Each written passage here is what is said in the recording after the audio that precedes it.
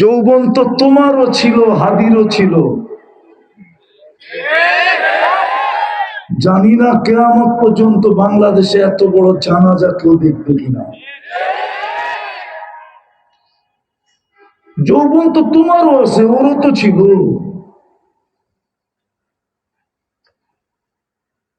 ইতিহাস তো ঘুরে চলে গেল, দুনিয়া তো দেখলো। দুনিয়া শুধু দুনিয়া দেখে না, রবও দেখছে। আর রবই টাইনা নিয়ে আসছে, নাইলে ওর আত্মীয় স্বজন তো 2 ডজন হবে না। একটা মানুষের আপন আত্মীয় স্বজন কয় ডজন থাকে বলেন? আপনার আত্মীয় স্বজন কয় ডজন আছে? ওর আত্মীয় স্বজন 2, 4 ডজন, 5 ডজন হবে। বাকিগুলো তো আত্মীয় স্বজন না। কোন টানে চলে আসলো, কোন টানে।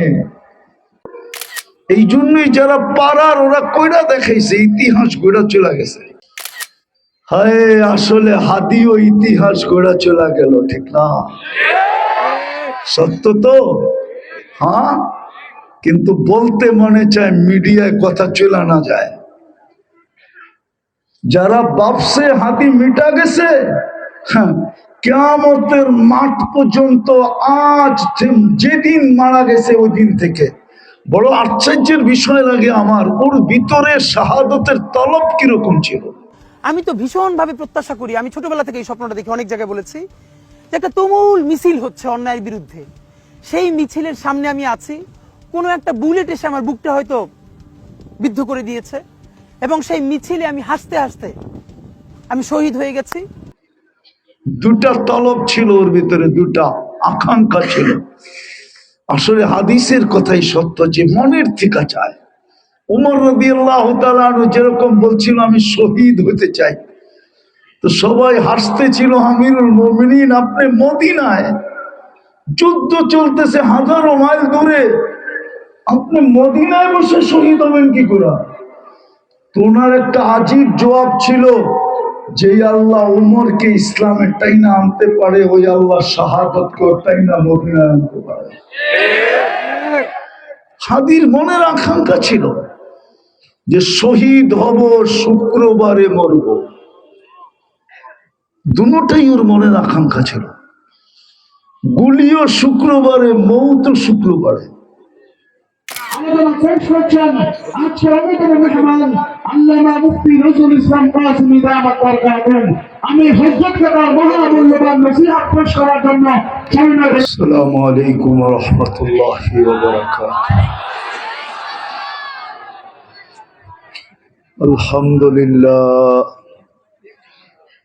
আলহামদুলিল্লাহিল্লাযী খালাকাল খালাইকা বিইরাদাতিহি ওয়া দাহাল আরদা বিমাশিয়াতিহি ওয়া রাফা'আস সামা বিগাইরি আমাদিন বিকুদরাতিহি।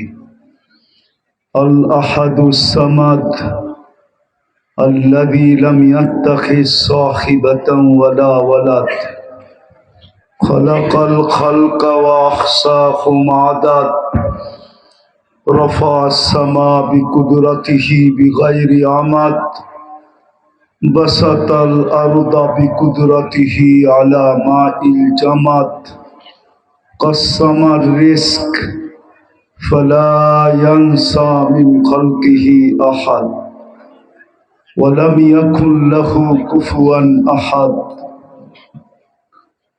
والصلاة والسلام على حبيبنا وحبيب ربنا مصطفى مجتبى لواء الحمد بيده يوم القيامة سيد الأولين والآخرين إمام المرسلين رسول رب العالمين بشيرا ونذيرا داعيا إلى الله رحمة للعالمين شفيع المذنبين حريص بالمؤمنين رؤوف رحيم صلى الله عليه وعلى آله وأصحابه وأتباعه صلاة وسلاما كثيرا كثيرا.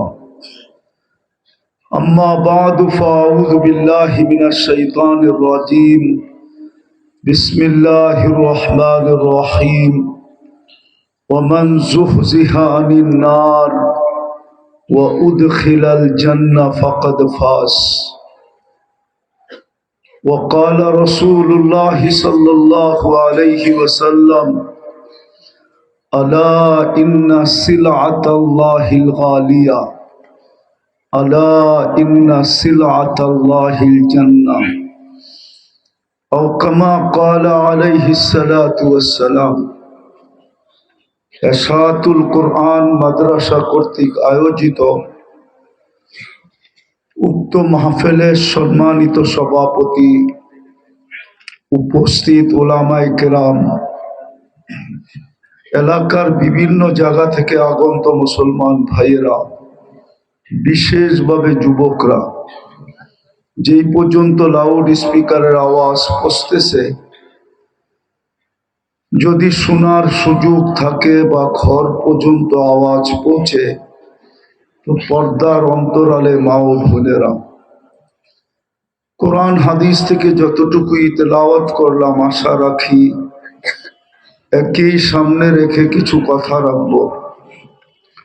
সাথে সাথে আল্লাহ জাল্লে জালালুহু আম্মা নওয়ালুর কাছে দোয়া, আল্লাহ আমাকে আপনাদেরকে সকল শ্রোতাকে কথাগুলো বোঝা, দিলে ধরে রাখা এবং আমল করার তৌফিক দান করে। সফলতা মানুষ চায়, মানুষ দুনিয়াতে সফল হতে চায়, এটাই মানুষের স্বভাব, জন্মগত স্বভাব বললেও ভুল হবে না। সর্বশ্রেণীর মানুষের স্বভাব হলো সে সফল হতে চায়, কিন্তু কোথায়, এইখানে না ওইখানে? প্রশ্ন হলো এটাই, এখানে না ওইখানে? দেখলে দেখা যাবে সবাই এইখানেই সফল হতে চায়। যুবকও সফল হতে চায়, যুবতীও সফল হতে চায়, পুরুষও সফল হতে চায়, নারীও সফল হতে চায়। যদি এইখানে সফলতা না চাইতো, তাহলে আজকে আমাদের চিত্র এরকম হতো না, যুবক সমাজের চিত্র এরকম হতো না, নারী সমাজের চিত্র এরকম হতো না, শিক্ষিত সমাজের চিত্র এরকম হতো না, অশিক্ষিত সমাজের চিত্র এরকম হতো না। সবাই এইখানে সফল হতে চায়। আচ্ছা, এইখানে সফলতা কতদিন? জীবনটা আমার সাথে আছে যতদিন, ততদিনই তো সফল। জীবনটা যেদিন আমার সাথে থাকবে না, ওই দিন এখানে সফলতা কোথায় যাবে? তখন তো কবির কথাই সত্য হবে, মিলে খাক মে আহলে শাহ कैसे कैसे, जमी खा गई नौजवां कैसे कैसे, अजल ने न छोड़ा किसरा न दारा, उसी से सिकंदर सा फाते भी दिहारा, हर एक लेके क्या क्या हसत सुधारा, परा रह गया यही ठाट सारा। কত ব্যক্তিরই তো এই দুনিয়ায় সফলতার চিহ্ন রয়ে গেল, ঐতিহ্য রয়ে গেল, কিন্তু সে তো রইল না। তার সফলতার ঐতিহ্য দুনিয়ায় এখনো বিদ্যমান। সারা দুনিয়ায় খুঁজলে হাজারো পাওয়া যাবে, লক্ষ পাওয়া যাবে, যে যারা দুনিয়ায় সফল ছিল ওদের ঐতিহ্য রয়ে গেছে, ওরা নাই। तो कभी आगे बोलें, बचपन ने तुझे बरसू खिलाया, जवानी ने मजनू बनाया, बुढ़ापे आके फिर क्या क्या सिताया, अचल तेरा कर देगी बिल्कुल सफाया। मौत আসতে দেরি, সবকিছু ধূলিসাৎ করতে দেরি হবে না, সব ধূলিসাৎ হয়ে যাবে। ভালো মতে বুঝি কাজে দিবে, নাইলে একদিন পস্তাইতে হবে।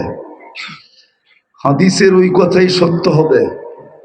মানুষ আজকে কাঁদতে চায় না, কসম, যুবকরা আজকে কাঁদতে চায় না। আজকে যদি আল্লাহর ভয়ে মাসির মাথা পরিমাণ পানীয় চোখে উদিত করা যায়, নির্জনে বৈশাখ কেউ জানলো না, তাইলে দোজককে নিবানো সম্ভব। শুধু সম্ভব না, দোজক নিবা যাবে। কিন্তু আল্লাহ রসুল বলে কালকে কাঁদবে এতটুকু, কাঁদতে কাঁদতে চোখের পানি গড়াইতে গড়াইতে এরকম গর্ত হবে চেহারায়, দুনিয়ার সবচেয়ে বড় শিপ যদি চালাইতে চায় তো চালাইতে পারবে। কিন্তু সবার মনে প্রশ্ন হবে, এই গালে এত বড় শিপ চলবে কি করে? ঠিক না?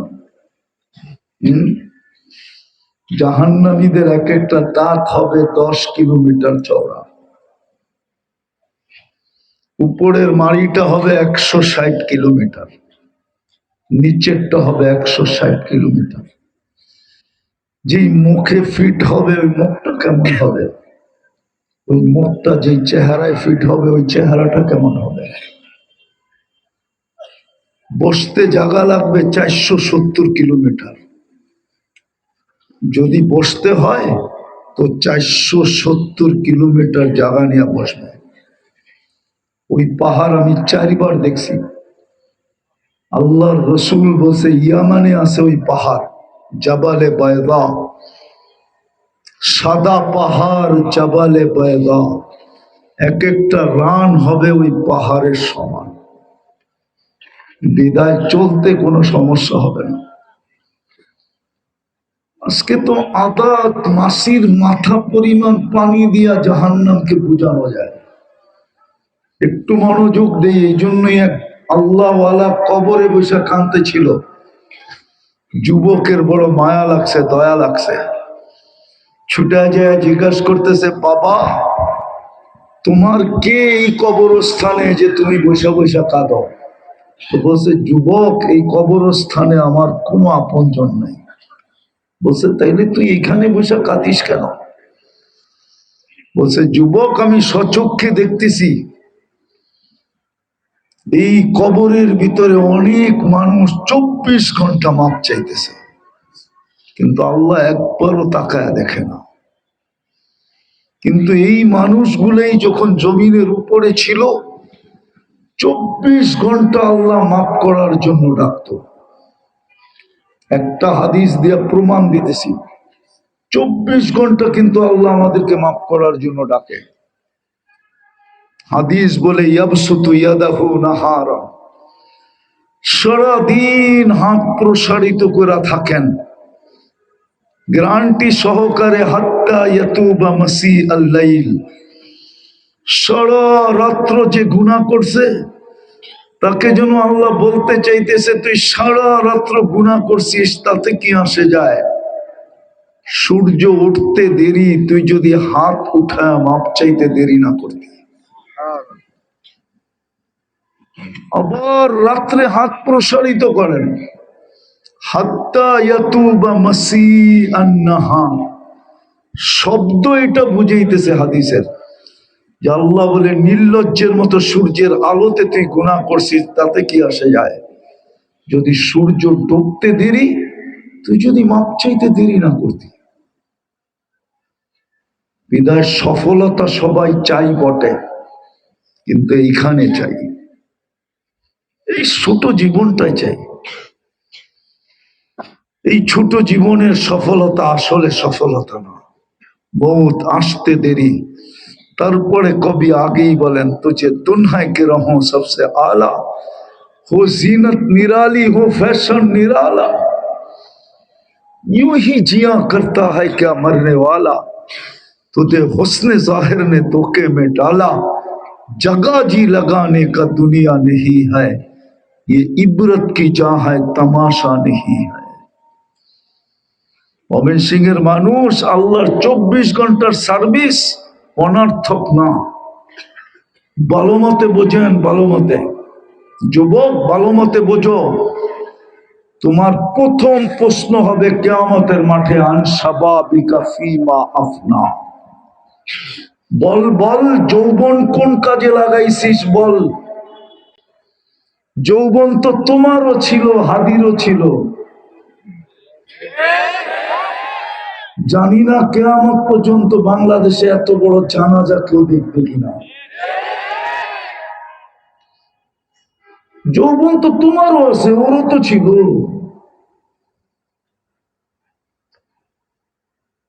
ইতিহাস তো ঘুরে চলে গেল, দুনিয়া তো দেখলো। দুনিয়া শুধু দুনিয়া দেখে না, রবও দেখছে। আর রবই টাইনা নিয়ে আসছে, নাইলে ওর আত্মীয় স্বজন তো 2 ডজন হবে না। একটা মানুষের আপন আত্মীয় স্বজন কয় ডজন থাকে বলেন? আপনার আত্মীয় স্বজন কয় ডজন আছে? ওর আত্মীয় স্বজন 2, 4 ডজন, 5 ডজন হবে। বাকিগুলো তো আত্মীয় স্বজন না। কোন টানে চলে আসলো, কোন টানে। দুনিয়ার আসামি টোকায় শাস্তি দিতে, আমি আসামিকে ডাকি মাফ করতে। হালমিন মুস্তাগফির ফাগফির আলাহ। একটা করলেই হতো, পারবেন করতে? এই জন্যই যারা পারার ওরা কইরা দেখাইছে, ইতিহাস গড়া চলে গেছে। মাস্তা ইতিহাস গড়া চলে গেছে। হায়, আসলে হাদিও ইতিহাস গড়া চলে গেল, ঠিক না? সত্য তো, হ্যাঁ। কিন্তু বলতে মনে চায়, মিডিয়ায় কথা চলে না যায়। যারা ভাবছে হাদি মিটা গেছে, হ্যাঁ, কিয়ামতের মাঠ পর্যন্ত আজ যেদিন মারা গেছে ওই দিন থেকে বড় আশ্চর্যের বিষয় লাগে আমার, ওর ভিতরে শাহাদতের তলব কিরকম ছিল। 2টা তলব ছিল ওর ভিতরে, 2টা আকাঙ্ক্ষা ছিল। আসলে হাদিসের কথাই সত্য যে মনের থেকে চায়। উমর রাদিয়াল্লাহু তাআলা আনহু যেরকম বলছিল, আমি শহীদ হতে চাই, তো সবাই হাসতেছিল, আমিরুল মুমিনিন আপনি মদিনায়, যুদ্ধ চলতেছে হাজারো মাইল দূরে, আপনি মদিনায় বসে শহীদ হবেন কি করে? তোনার একটা আজীব জবাব ছিল, যে আল্লাহ উমরকে ইসলামের টাইনা আনতে পারে, ওই আল্লাহ শাহাদাতকে টাইনা মদিনায় আনতে পারে। হাদির মনের আকাঙ্ক্ষা ছিল যে শহীদ হব, শুক্রবারে মরব। দুটোটাই ওর মনের আকাঙ্ক্ষা ছিল। গুলিও শুক্রবারে, মৌতও শুক্রবারে। অথচ প্রথম শুক্রবারের গুলিতেই আল্লাহর কাছে তো এলেম আছে, ঠিক না? যে হাদি মরা যাবে, বাঁচবে না, ঠিক না? আল্লাহ কিন্তু যখন গুলি লাগছে তখনই কিন্তু লেখা ফেলছিল শহীদ শুক্রবারের মৌত। কিন্তু দুনিয়াকে আবার চোখে আঙ্গুল দিয়ে দেখায় দিছে, যেই সময় ও মারা যায় তখন মালয়েশিয়া শুক্রবার শুরু। আমাদের 2 ঘন্টা আগে মালয়েশিয়া, আরে সিঙ্গাপুরে আমাদের 2 ঘন্টা আগে সূর্য ঢুকছে, 2 ঘন্টা আগে শুক্রবার শুরু হয়ে গেছে। মৌত, শাহাদাতের মৌত শুক্রবারে। যুবক, শিখা উচিত, আকাঙ্ক্ষা রাখা উচিত। মৌত হইলে এরকমই হওয়া উচিত, যে মৌত কিয়ামতের দিন গর্ব করতে পারবে, গৌরবের বিষয় হবে। তো যেটা বুঝাইতেছিলাম, ভাবছে অনেকে হাদি শেষ না, হাদির রূপ কিয়ামতের সকাল পর্যন্ত এই সমস্ত মানুষগুলাকে দাওয়া করতে থাকবে, দাওয়া। আমি বললাম এই রাত্রে হাদির আত্মা ওই পিছনের মানুষগুলা, যারা ওর পিছনে কি বলে এটাকে, কলকাঠি যারা নাড়াইছে, ন্যূনতম সুতা পরিমাণও যদি কেউটার ভিতরে ইনভলভ থাকে, কিয়ামতের সকাল পর্যন্ত হাদির রূপ ওদেরকে শান্তিতে ঘুমাইতে দিবে না। তারা কেননা শহীদের রূপ, শহীদ মরে না। কোরআন বলছে মন দিয়েও বলো না, ওলা তাহসাবান্না। কোরআন বলছে মুখ দিয়েও বলো না, লা তাকুলু। হায় হায় হায়, যারা এটা ঘটাইছে বা কলকবজা নাড়াইছে, ওরা নিজেদের বিরাট বড় ক্ষতি করে ফেলছে। শুধু ওর না, আমি তো বললাম আপনারা লেখা রাখেন, এদের 7 জেনারেশন পর্যন্ত সে বড় বিপদ নিজের ঘাড়ের উপরে নিয়ে আনিছে। হাদি শহীদ, সে জীবিত।